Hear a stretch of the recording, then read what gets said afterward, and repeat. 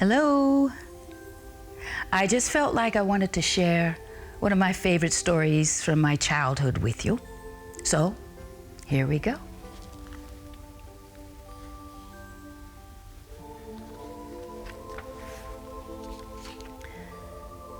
'Twas the night before Christmas, when all through the house not a creature was stirring, not even a mouse. The stockings were hung by the chimney with care, in hopes that St. Nicholas soon would be there. The children were nestled all snug in their beds, while visions of sugar plums danced in their heads.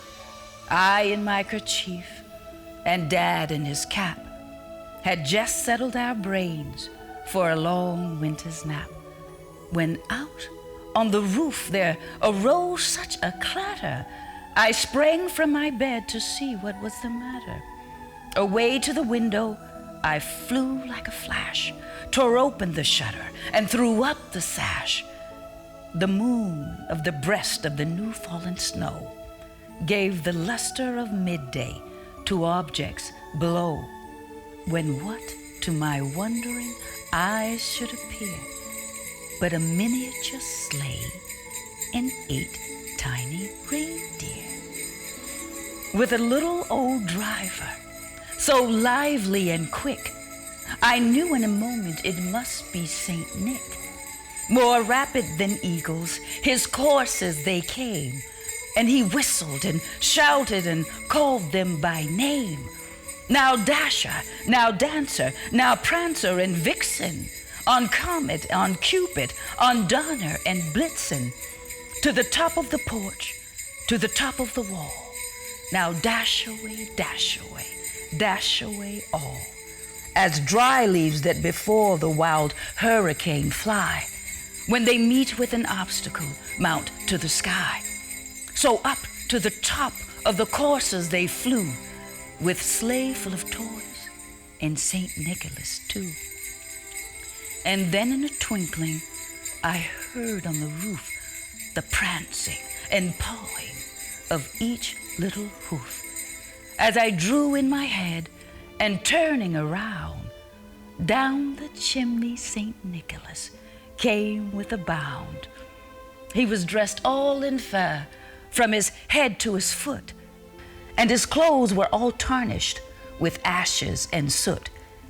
A bundle of toys he had flung on his back, and he looked like a peddler just opening his pack. His eyes, how they twinkled, his dimples, how merry, his cheeks were like roses, his nose like a cherry. His droll little mouth was drawn up like a bow, and the beard on his chin was as white as snow. The stump of a pipe he held tight in his teeth, and the smoke, it encircled his head like a wreath. He had a broad face and a little round belly that shook when he laughed like a bowl full of jelly. He was chubby and plump, a right jolly old elf, and I laughed when I saw him in spite of myself.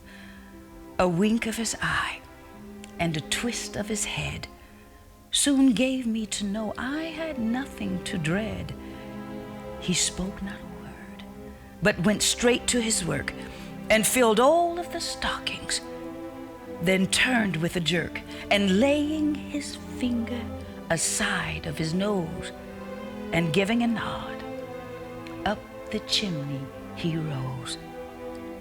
He sprang to his sleigh, to his team gave a whistle, and away they all flew like the down of a thistle. But I heard him exclaim, ere he drove out of sight, "Happy Christmas to all, and to all a good night." Yes. So many fond memories of Christmases, the night befores, with this story. But I would like us to remember the true reason for the season.